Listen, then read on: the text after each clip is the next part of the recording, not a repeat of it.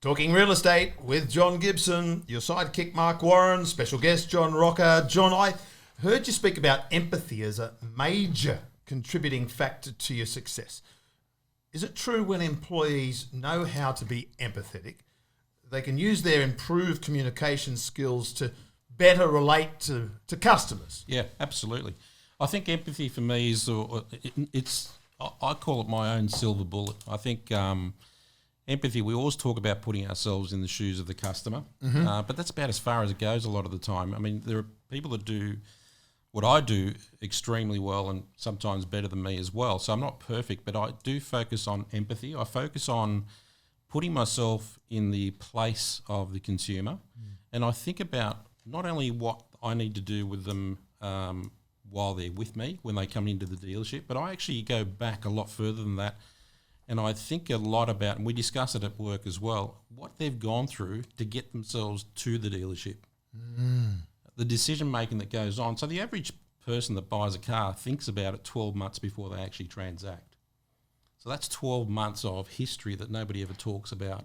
And that history involves budgeting, discussions, arguments, loans from family members, you name it. Do we buy a wagon? Do we buy an SUV? Does it have to be green? I want white. All The that lease sort of is stuff. expiring. The lease is expiring. What do we do? We can't. We've got to wait 2 years for a car at the current. So I bring all that into the conversation with my guys and say, when you look at a customer that walks in the door, it doesn't start there. You've got to think about what brought them here in the first place. And then that grows the ability to become empathetic because you have a better understanding and you've thought about what these people have gone through before they walk into a car dealership. And so you walk a mile in their shoes. 12 months before they walk into my dealership, I've walked with them and I've got a real consideration for what they've gone through just to get to that point. Because let's face it, nobody wakes up in the morning and says, you know what? We're going to have a great day today. We're going to go to a car dealership and speak to a car salesperson. Right? Nobody wakes up in the morning and says, wouldn't that be great? Hang on a second. You got some beautiful people to go and have a chat with on a Saturday. What you're saying there, and I've heard a couple of your discussions with other people, and it's sort of like there's a bit of Dale Carnegie about you and your approach in terms of like, you know, make the other person feel important. Yes. And do it sincerely. Yeah. You know, smile, be a good listener, all those sort of things. Very simple, but hard to do.